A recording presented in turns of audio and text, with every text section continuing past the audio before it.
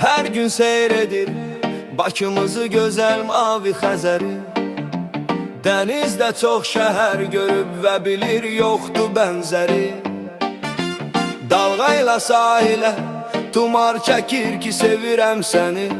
Seyr elə məni, qız qalası deyir, seyr elə məni. Adı dastana dönüb, oxunub çox nəğməsi. Bizə əzizdir Bakımızın hər döngə, hər küçəsi. Görənlər heyran olur, yox, təkrarı yoxdur beləsi.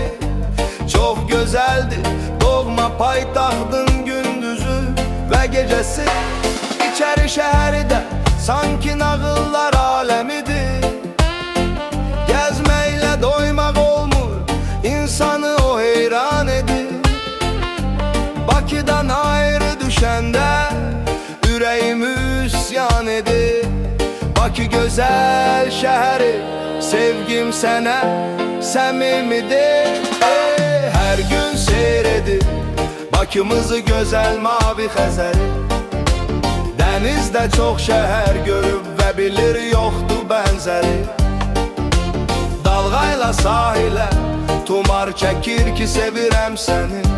Seyr elə məni, qız qalası deyir, seyr elə məni.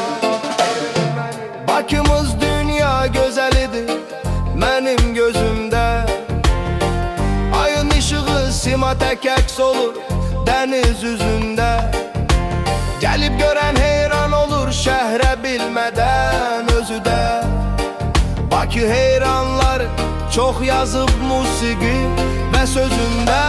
Qara qızılı buruqların dənizə düşən kölgəsi. Bağlarında axşanı ətir saçandır hər meyvəsi. 32 kəndi şax durub səsinə verirlər səsi.